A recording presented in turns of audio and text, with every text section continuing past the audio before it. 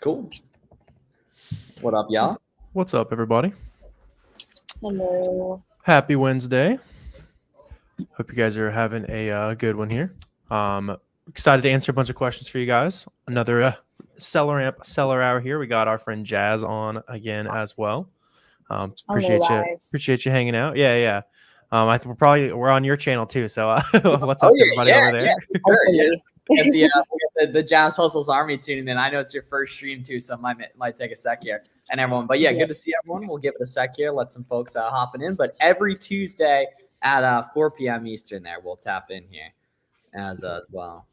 Yep. This week's got moved, but usually it is Tuesdays there. So let us know what questions you guys got about Amazon, so finding products, shipping products, whatever you guys are running into, and we'll have a good time here. Cool. All right, sweet. Yeah. Okay. So there's 2 4 o'clock streams showing on your page currently, Josh. Okay. I just that's why I feel like people are gonna get confused. Out of the other one to come over here though. Yeah. But the cool thing, So all right, we're good to go here. Cool. All right, sweet. So any questions you guys got about selling on Amazon Q4, anything that's going on right now, please let us know, guys. We would love to help. And if you're from Jass's channel and you aren't familiar yet with Warner and I, we're doing SellerAmp Seller Hour every Tuesday, 4 p.m. Eastern. This week, due to stuff going on in the world, it is a Wednesday here.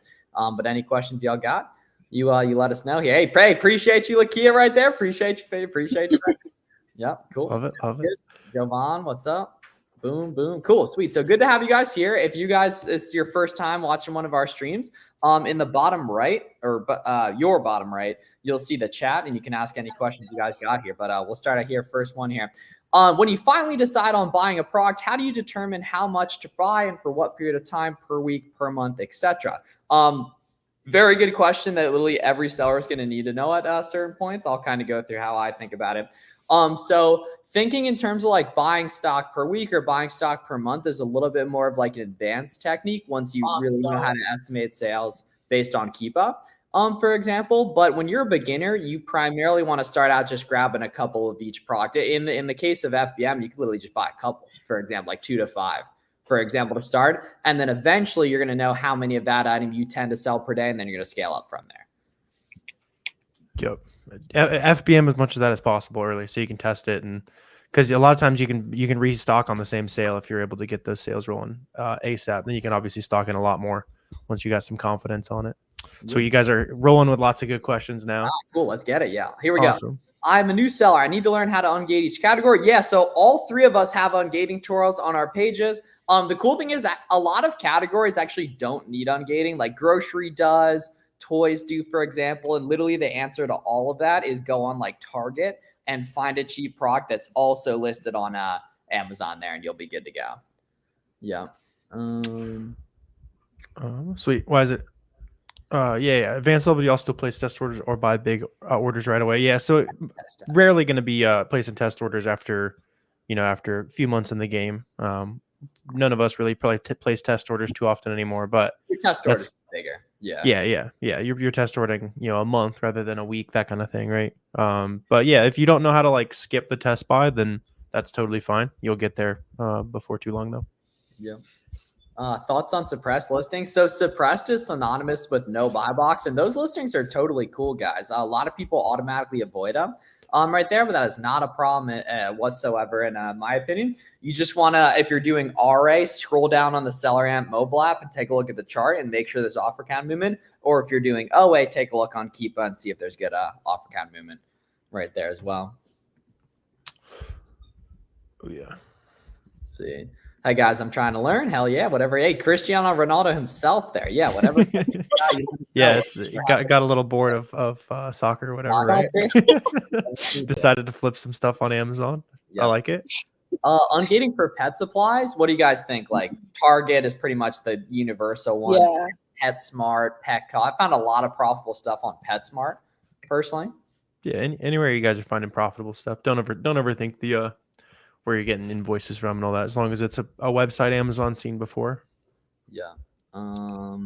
We got a hairline. Appreciate y'all. Appreciate y'all right there. Yeah, that's a new one. That's a new one here on the that's a new one on the stream here. Would you advise the automated pricing recommended by Seller Central? No. Amazon has no incentive to make you profit, for example. They just want you to sell stuff. The repricing softwares that are an additional cost you should use once you got like 10 plus ASINs, for example, and that's going to make a lot of sense down the line here. For sure. Yeah. Once you got like 1,000 or 2 in sales, Be Cool integrates with SellerAmp as well, so you guys can try that out. That's a game changer. Yeah. All right, is that what you use, Jazz? Yeah, I use BQ and I had integrated it with SellerAmp. Well, they're already integrated, and it's so easy because before I would have to go on BQ. You can easily just, after your product is active, you can easily from SellerAmp just input your minimum cost, maximum cost, and your rule. We also need some book recommendations. I think we need to figure out what Jazz is buying at Barnes & Noble by the end of stream today. Yeah, low key right there. Wow. Yeah. No. Okay, here we go. This is a good question for you, Jazz, specifically right here. Where'd it go? I feel like I'm getting nowhere with retail arbitrage. I only find enough product to fit into one small, medium box. How do you retail arbitrage and find lots of product? So I think the main thing with people is that they go into stores, and if they see that they can't find too much, they just completely quit. Like what I just told recently to one of my mentees is that you have to go into many different stores, like many different locations. Like if a Ross is not good for you, or a TJ Maxx or a Big Lots is not good for you, like there's multiple locations. Like there's multiple locations that I go to that are horrible in my area, and then there's other ones that are like great. And eventually when you start finding those profitable products, literally just like list all the ones that are profitable already, walk into other stores and just find the exact same thing. It's like shopping for yourself. It's really not that hard. You just really have to put a lot of work into it. Yep. Yeah, completely agree. You know, if you only go to one location one time, you're going to lose to the person that goes to multiple locations multiple times and has given themselves a chance to get lucky. Yeah. How many runs did it take you hitting the stores where you like consistently like, all right, I kind of know what I'm looking for now? Honestly, I think my third time going into like, it depends on the store. Like I always tell people you have to study the store. And like the third time I went to Ross, that's when I actually started finding products. I was looking at many different locations. The first few locations that I went to, they were just not good. But I told myself, so much other people shop at Ross, like Amazon sellers. I'm just like, there's no way that I am not going to be able to find profitable products. I got to. So you just honestly just have to check out many different locations. And it's different for every store. Yeah, Tracy's saying scan everything. So I like that, Tracy. Absolutely here. Yeah, literally that. Absolutely, Tracy. With the so it's actually just going to be on the live section of all of our channels, guys. So if you're a newer seller and you're coming from my page, make sure you're following Jazz. Make sure you're following Warner. Make sure you're subscribed to the SellerAmp channel. Like one of the best things you can do when you're a newer Amazon seller is just expose yourself to as much of the community as possible. Because stuff that Jazz talks about, I don't know. Some of the stuff that I talk about, Warner doesn't know. And you want to soak up as much free game as possible, right? So make sure you check out Jazz's page. Make sure you check out my page. Make sure you check out Fields of Profit, the SellerAmp page.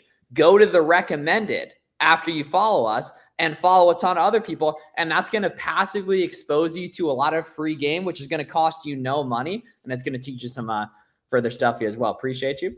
Right there, charger battery. Yes, sir. Yeah, shout out OG. He knows what he's talking about right there. You can't have a sourcing trip in with a dead battery. It's not a good way to go. Yeah. Yeah, we can see the questions here. What are some recommendations on shipping a product prep center to save yourself money and time? Yeah, Warner, break down how the prep center model works for everyone. Yeah, sure. I mean, you just throw that prep center address as your shipping address when you're doing any online order. A lot of times you'll want to make sure the billing address is the prep center, so like the invoices work and stuff. And then sometimes you can do a prep with retail arbitrage, but that obviously have to be like in your city. I know there's a couple preps in like in like Miami, down where a couple of us are at, or you can like go run RA, drop it all off at the loading dock, and they'll take it from there, right? So like underrated. Yeah. RA to prep is pretty fun. Yeah.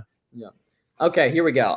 Very good question from Carson. What's up, Miles? Wondering why I'm still not making my first sale. I have multiple ASINs that are great products and move a good amount a month, but I still haven't made a sale yet. Yes. So as a newer seller, you need what's called buy box eligibility, which is the same thing as featured offered eligibility. So what I need you to do is if you're not getting sales and you're a newer seller, go to your Amazon seller app and go to your inventory page, click into each go to your inventory, then click into each specific product, and you're going to see like the pricing, the fee breakdown, and whether or not you're featured, offered, eligible. You most likely aren't as a beginner seller until you have between 10 and 20 ASINs and have had products listed for 1 to 2 weeks, and ideally are in 0-day handling time with your shipping set up correctly. So most likely, Carson, you just aren't featured, offered, eligible yet. And what's going to achieve that is having a repricer on, having 10 plus ASINs listed, and having your handling time correct with your shipping templates, from what I've personally seen.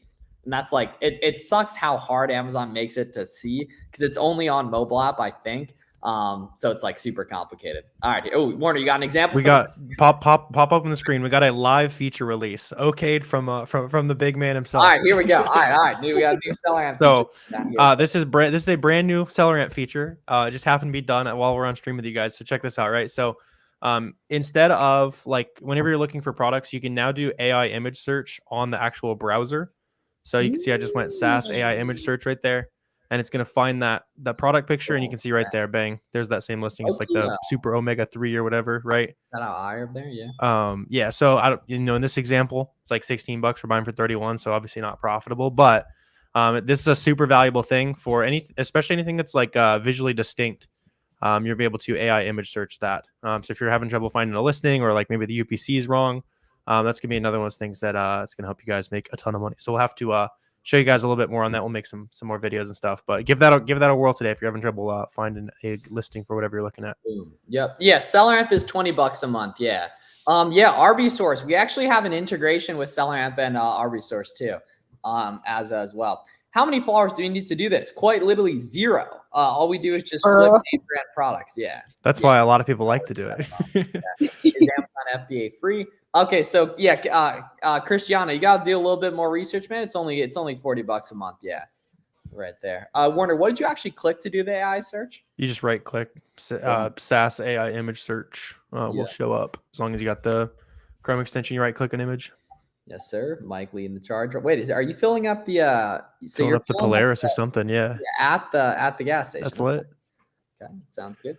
Chat, don't do RA. My best friend got a section 3. You can beat section 3 with RA very easily if you show the correct documents and are buying legit products. Yeah. I just recently beat a section 3 for some old products that I sold at the beginning of this year, and I had the store receipts for. They're from Ross or Marshall's, one of those? It was actually from Nike Outlet and Ross. Okay. Yeah. Ooh, cool. Yep. Sounds good. If there's only one variation listed on Amazon, but others are available, can you list them? Not really worth it in my opinion, but you totally could. Yeah. Okay. All right. Very good question here. Hey guys, with manual sourcing, what are key components to find profitable products? Yeah. So most of the time you actually don't find profitable products, you create them. So it mostly comes down to, looking at an item and being like, okay, like this is $20, for example, looks like a decently good deal. And then it sells for 35 on Amazon, which is probably not going to be profitable. But then you can use a tax exempt certificate, or they have really good discounted gift cards, or they have a pop and rewards program, or they have a coupon that shows on Capital One Shopping or shows on Coupon Birds, for example. And that's how you're going to make those SKUs profitable. So what you need to do is pretty much no items are just going to be hanging out profitable on the website. Almost always you're going to have to use tax exempt, or you're going to have to use some of the coupon codes that show, or a coupon code that shows, or there's a pop and rewards program, or that website has really good sales every holiday, for example. And maybe, early Black Friday deals are going on right now, right? It's like that's pretty much the vibe. Is you're not really going to find stuff good. Sometimes you will, but you create them. Yeah. Okay. Well, Vupunk with a very good point there. Yeah. You create them right there. Oh yeah. Identity verification. They'll send you like a postcard for identity verification. Yeah, and you do. You don't need an LLC to start as a beginner. Yeah. All right, Jazz, how we doing? RA, how we doing ungating for RA here? So it's the same process with ungating for retail arbitrage. You have to go online. You cannot use store receipts to get ungated. You have to provide invoices that have your actual address that is matching on Amazon. So you have to do the same process. Like just buying, I always recommend Target. It's the best thing that you can use to ungate many different brands and categories. So just focus on Target. And if there's no brand, if the brand that you're looking for doesn't sell at Target, then you may just have to look for another store. But like most brands, are in Target. So honestly, just try ungating as much as you can before. And then eventually, when you are again ungated in like 10 to 15 different brands, maybe a few categories, then you can start going RA shopping. And a lot of people ask me, like, what if I find something profitable, but I'm not ungated in it yet? What I think of is, am I able to return this product? Like, how is the return policy on the actual store? As well as, can I easily ungate this product? If I know it doesn't sell at Target and I know I'm probably gonna have to use another source that I probably never used before to get ungated, it might, factor in. But usually I do purchase the product, because if the return policy is fine, if I had 30 days, 90 days, then I will buy it still, even if I'm not ungated. Makes sense. Good question here. If the BSR and estimated sales per month is unknown, but you can make a good product, will you still purchase it? Very good question here from Lena. Lena, I think you came last week too, maybe even 2 weeks ago as well. So if and only if the Keep It chart looks really good. Occasionally, there will be really good products that have no sales rank. Very rarely, but sometimes, right? And the ones that are really good are going to have good offer count movement on the bottom chart. So they're going to show like the offer count's going like do. You can see it selling out right there. Yeah. Do you mainly look in the clearance section with OA for manual sourcing? If you're asking that, it is not time to manual source whatsoever. You should be doing storefront stock and mainly. Most of the time, you're not actually looking in the clearance section. You're looking in like, you go to Yankee Candle and they have a pop and sale going on, and you click like shop all sale, for example, or like shop the early Black Friday deal, for example, there. Yeah. Yeah. Plus you like clearance, you're by definition not going to be able to restock it. Right. And a lot of times you can only get, 10, 20 units at most. So those are great places to start. Like I love it as an idea. Your first time you're like trying to just go out, figure out what's good. You've already done a little bit of reverse sourcing to like see what brands are good, but if you're trying to do that long term, it's probably not gonna be super great for you. Yeah. Yeah. All right. What is your favorite video you have? So what's your best video people should go watch, for example, on each of your guys' channels? What's your favorite long form video you have? I think my 2024 beginner's guide. That is probably, yeah. It literally goes through everything, basically. It's like a really short course. Like it doesn't like go into detail on like exactly what you do, but I have the steps. It's like a full rundown. Very nice. Yep. I dropped like 197 minutes of product sourcing yesterday. So you guys definitely need to go check that out if you're trying to learn how to find some products. How can you? Yeah. You gotta provide as much value as possible. Yeah, right? an hour thumbnail's fire. Yeah. How can you find what sold well last Q4? Yeah, good question, Martin. So number one, go and just start looking at the products of people who are stocking up on like very Q4 friendly brands. So like Lego comes to mind, which you guys probably can't sell right now, but they'll be selling a bunch of other brands that you can and will sell really well during this Q4. You can also look at like the buy box statistics on Keepa, and you can see last year who was selling it for like the highest prices, that kind of thing, right? So you can see like which items might be able to squeeze a lot of profit. And then beyond that, it's just kind of looking around, looking at like giftable products, right? So look at giftable products, look at the SellerAmp chart and see which ones like the sales rank line was going crazy on. Probably find stuff that is going to spike in price this Q4 too. Good question here from Shaquila. Do you consider high offer counts during Q4? Absolutely. Yeah. It all depends on like the trend, for example, right? So like if there's been 50, 65, 47, 62 sellers over like week over week, the price is probably pretty stable, in which case people are making money. But if the price is going down, people aren't making the money they want to make. And unfortunately, that trend will probably continue. So like there's pop and stuff, especially from like a retail arbitrage perspective or like really good BOLO products, which are like really pop and stuff.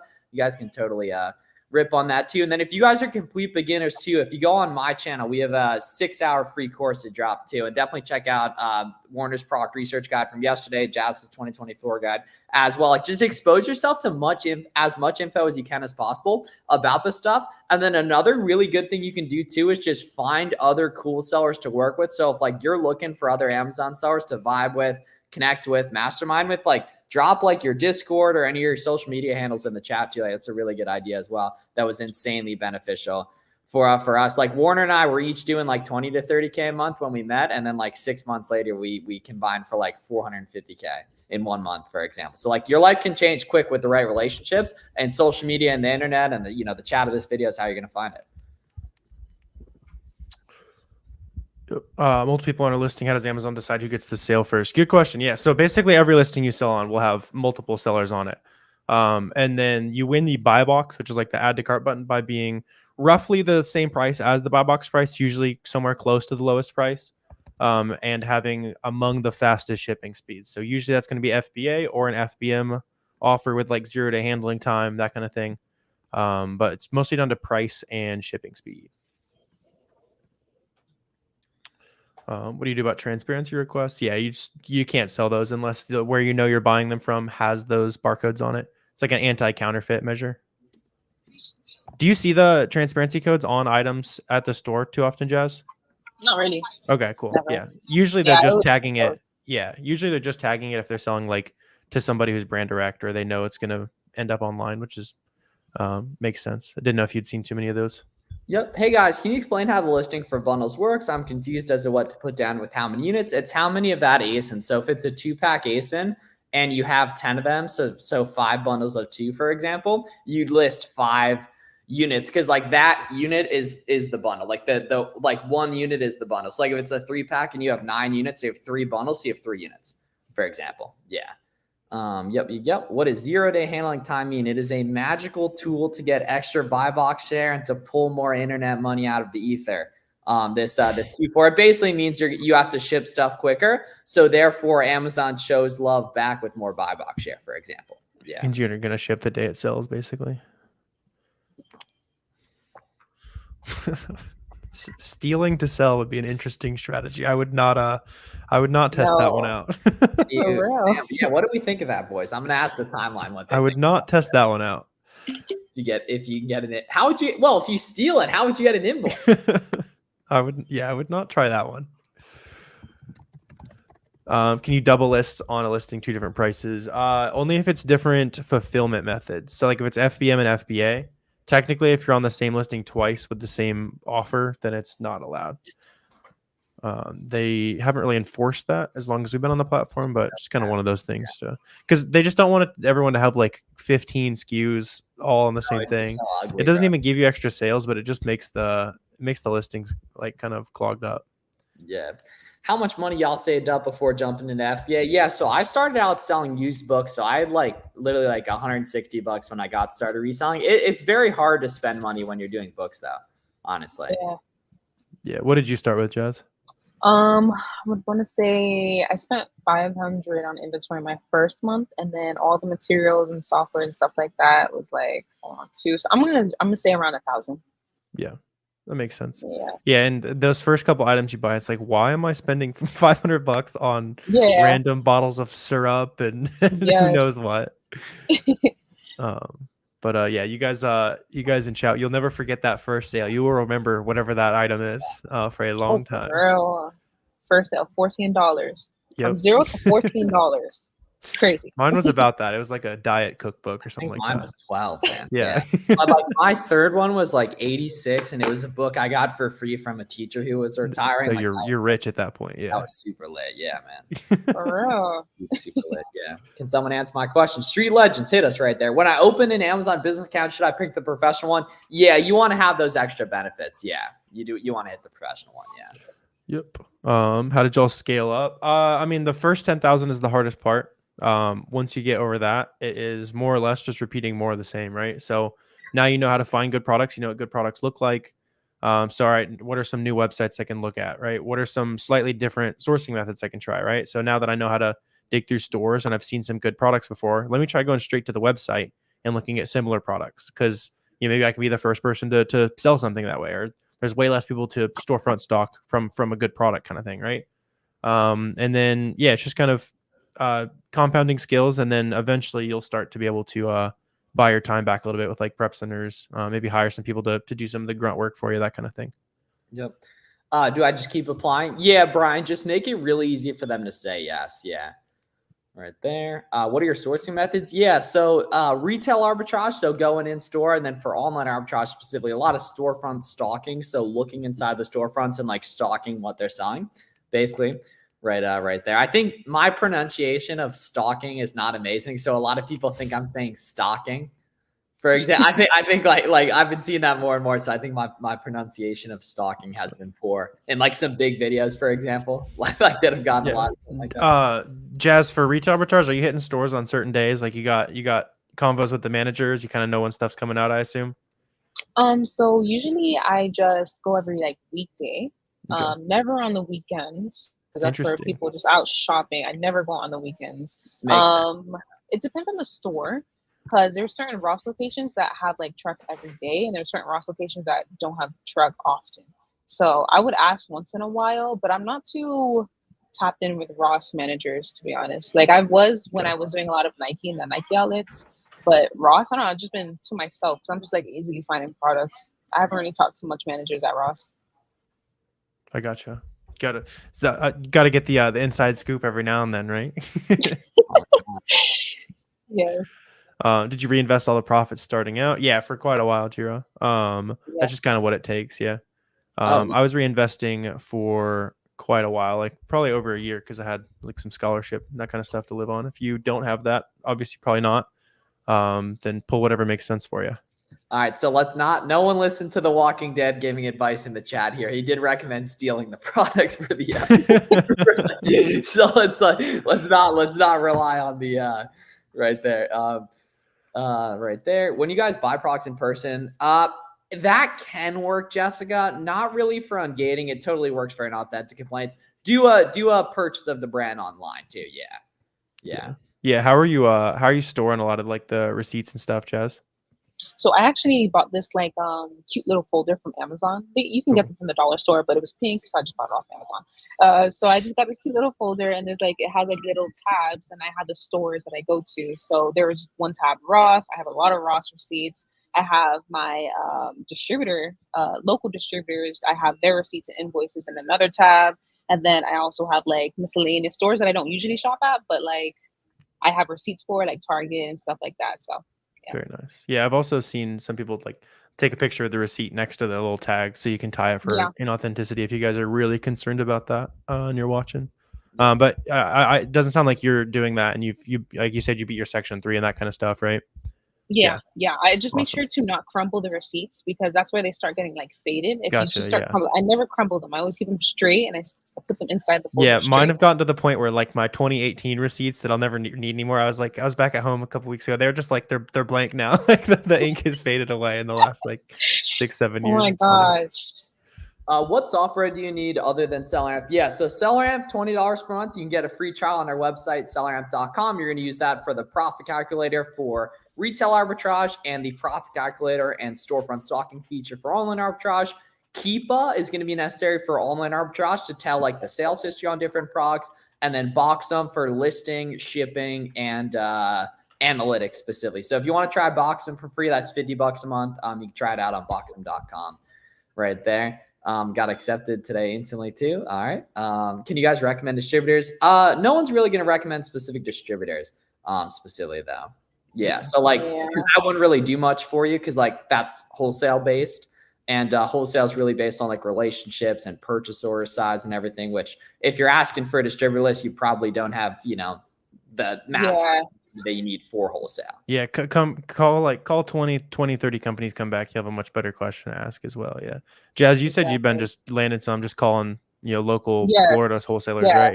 Yeah. That's why I think it's funny every time people ask me like if they can tell me if I can tell them their distributors, like my distributors. I'm just like, sorry, no. Yeah. Plus somebody's probably asking you from like Colorado, and then they're gonna have to ship it from your small distributor in Florida. It's not profitable anymore, and they just gotta you just gotta start local. Yeah. Damn, we'll do 20K plus profit this month. That's fire. What's a good percentage you should pay yourself? However much you want to live on to afford a studio apartment in the middle of Nebraska with a mattress on the floor and ground beef for every meal. So probably like realistically like $950 a month right there. But figure out what you need to live off of around your goals if you want to invest money, for example, and then kind of reverse engineer based on that, or move to Nebraska. Are you saying like you're about to try the Nebraska studio apartment method here? Well, I mean, there's a reason it might have come up.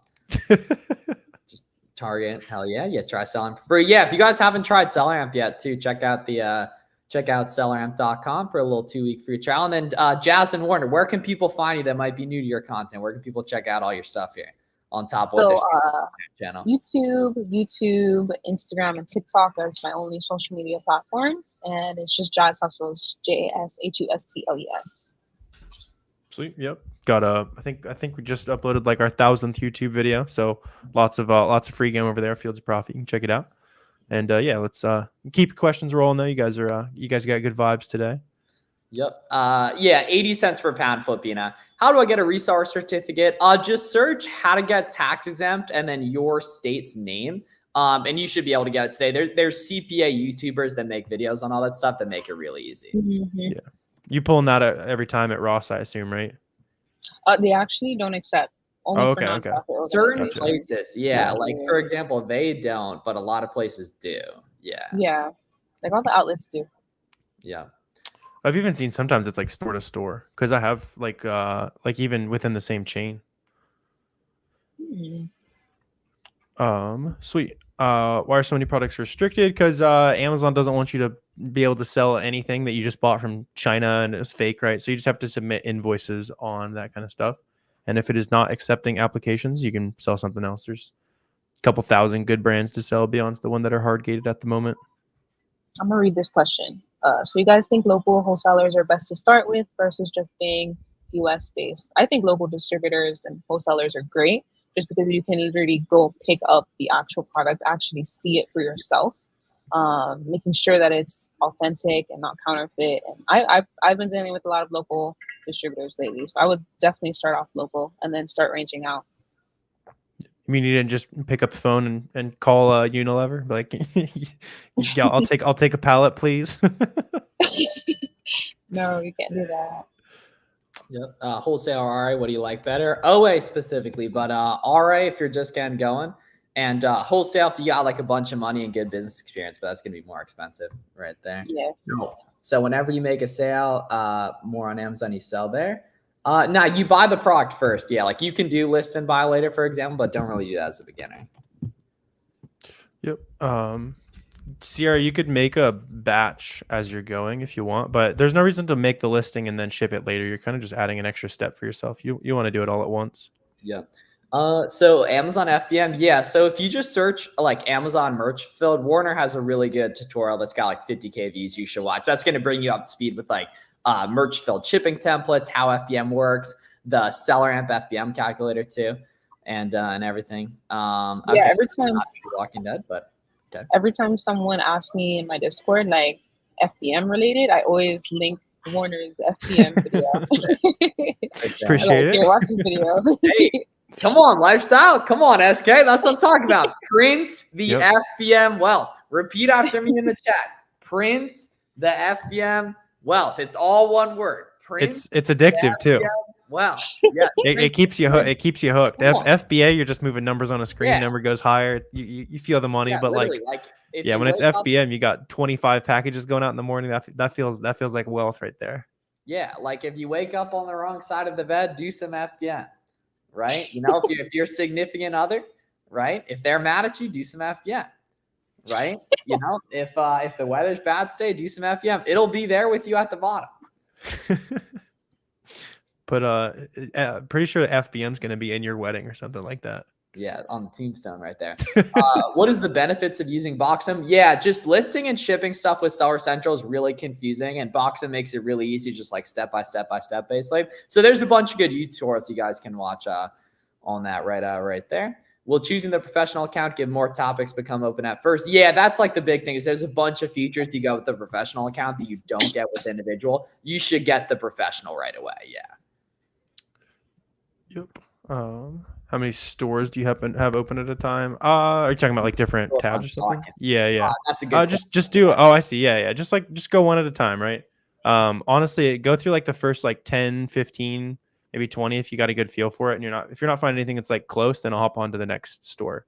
If I'm seeing a lot of stuff that's close, then I'll probably keep digging basically. Yeah, I do FBM. Had an order at 3 a.m. Wake me up and couldn't go back to sleep without packaging. That's a W sign right there, Chris. See, Chris, you got to throw that on the timeline. That's good banter right there. You need to be bantering on the timeline with the boys and the gals, right? So you meet cool sellers to work with and everything, 100%. right there. Does SellerAmp give you the recommended necessary to get ungated? We'll just give you that now, honestly. The way you're going to get ungated is just buying 10 from a big retail website and getting approved for that thing right there. Oh, yeah. What's up, Sadiq? Do you flip-flop between FBM and FBA? Exactly. Mainly FBA, unless it's super FBM friendly, between January and mid-November. And then mid-November and December, you print the FBM wealth aggressively, right? Like your ancestors need you to do, and future generations. Can I use one invoice for multiple products? I've seen it work, but just do the same ones, honestly. Yeah. Or do 10 plus of the same one. How do you find local distributor? We talked about that a little bit, but a little bit. Jazz, you're saying you're just picking up the phone and Googling a grocery distributor Miami, right? Just kind of going down the list. Just simply, Google search method, using Google Sheets, having at least like 50 to 100 distributors on a list and calling them one by one after all that. Yeah. So it's picking up the phone is one of those things that 90% of people are too scared to do. They never will. Hopefully you are not milksy, but that's really all it is. Just pick up the phone, be okay with having some awkward conversations, getting told no. Eventually it'll lead to something good. Yep. Nah, you don't need reviews. Yeah, just sell on listings that have reviews. Yeah. Any FBM tips to get started? Yeah, go on YouTube, or it's actually at the link in bio too, and search up Flips for Miles free course. It's like 6 hours, and that'll show you a ton of good FBM info. There's a ton of timestamps in there too. Probably gracious to us, but we're not sure. This is really like the first year since like 2020 and 2019 they've done like big restrictions like that, for example. They did the same thing a while back and they flipped it back, I remember. Yeah. I think it was plus 2019 there was something. I've just been ripping 10. The VAs are not trained on looking for 100 yet. So you can still rip 10. You're good. Yeah, I've been recommending people just to provide their invoice with 10 units, and some people have been saying it's still working, yeah. Minimum maximum review count. Not really, Chris. The only thing is like if it has like a ton of 1 star or 2 stars where like the people hate the product, beyond that it doesn't really matter. Yeah, and in general, if the people hate the product, the sales rank's typically never going to be good. The keep it chart's never really going to be showing movement.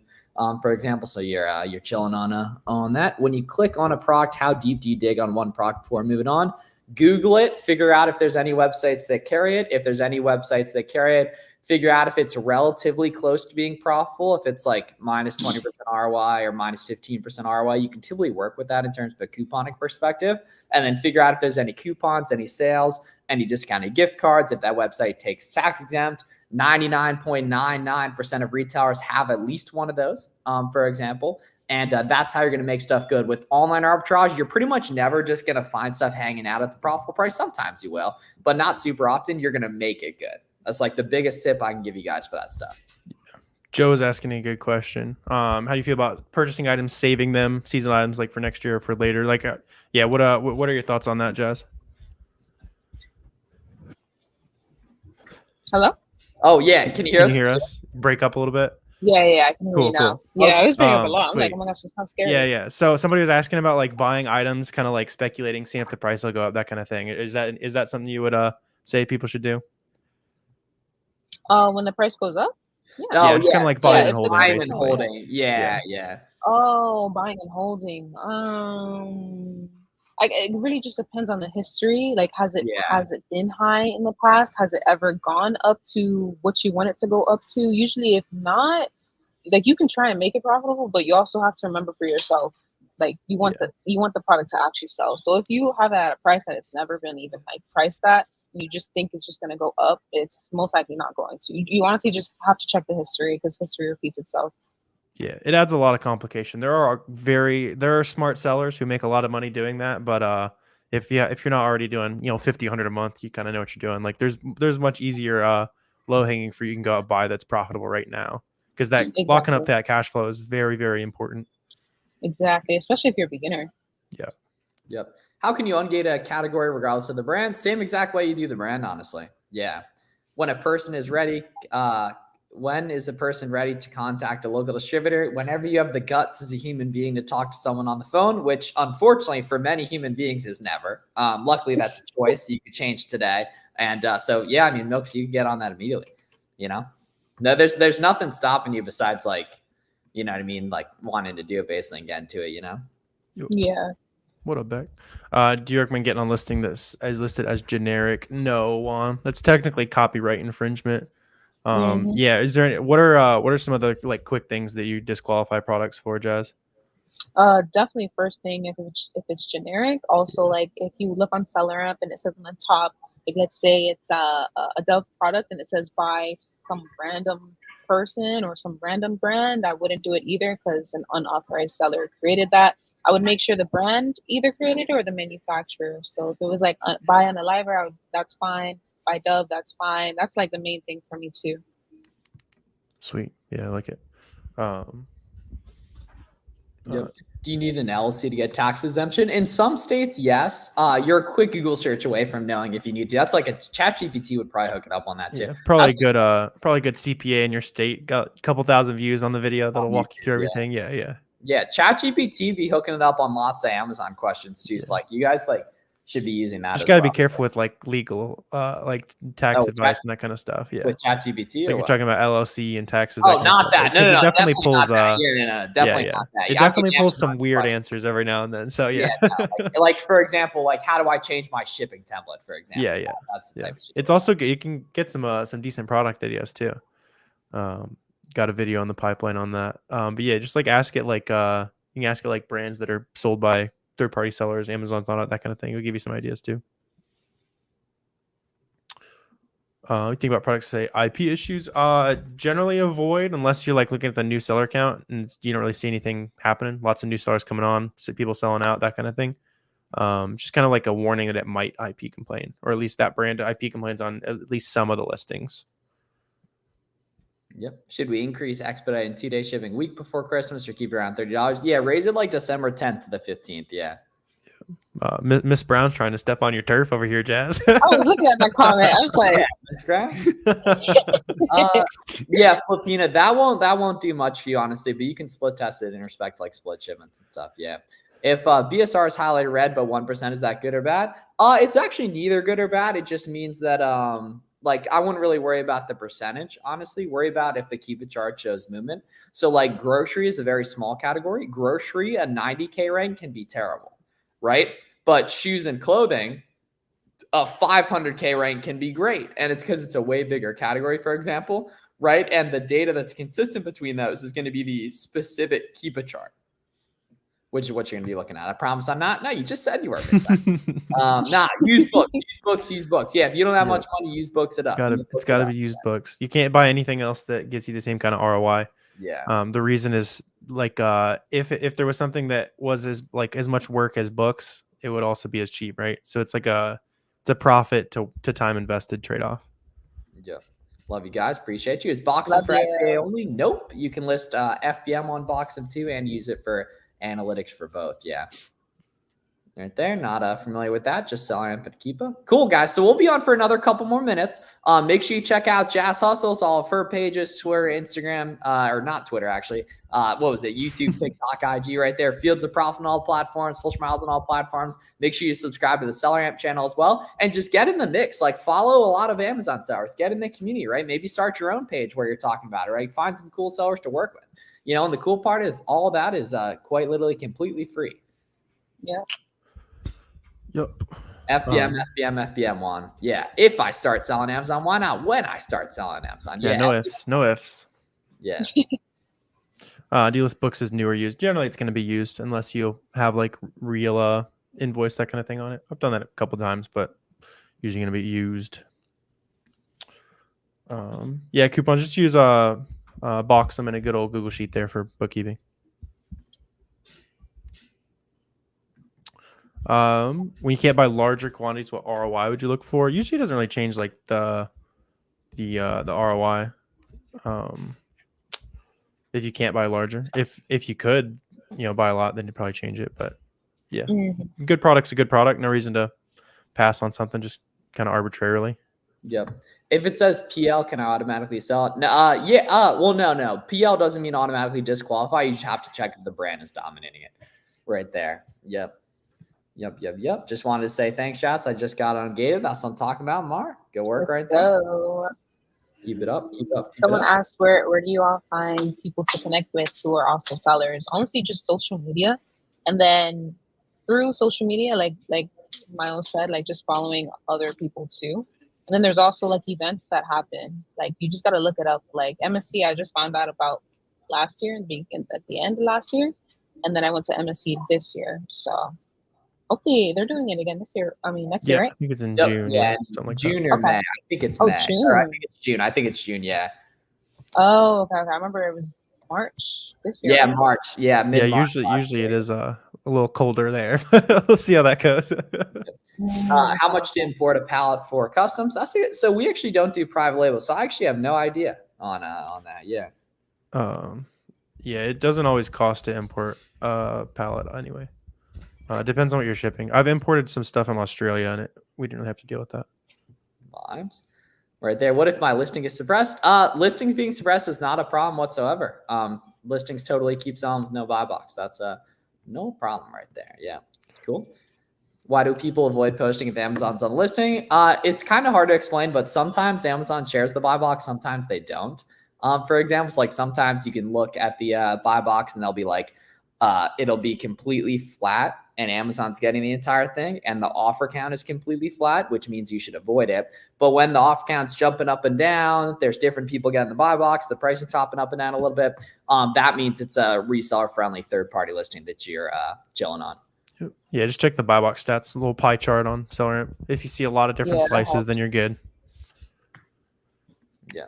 Cool. Who can teach you how to sell on Amazon FBA? All of us have great free guides. Go watch Jazz's free course she was talking about. We've all got some good videos you can watch. And then the biggest thing is like it.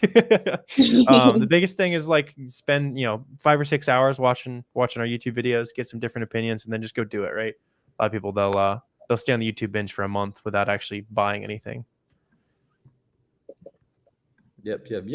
When should you close the listing? Once you've sold out of it and it's out of the return window. Yeah. I mean, SellerAmp and like the Amazon seller calculator, like it's really not even comparable into how much you get specifically. Right. There's tons of stuff you can put into it too and everything. So yeah, you want to do switch tabs every time. It'd be very annoying. Yep.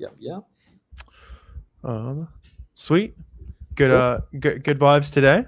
Oh yeah. All right. So everyone plug your guys' pages too. So Jazz, where can everyone follow you? Where can everyone follow you? Jazz Hustles, TikTok, Instagram, YouTube. JASHUSTLES. Yep. Yeah. Lots of good info everywhere. Make sure you guys go check out Jazz. My name's right, I guess, wrong corner. Fields of Profit, all over, wherever. Thanks for hanging out today, guys. Lots of good questions, lots of good vibes. We'll be back here for SellerAmp Seller Hour again next Tuesday. I was watching his own YouTube videos. Oh yeah, right there. Yeah. So we'll be back.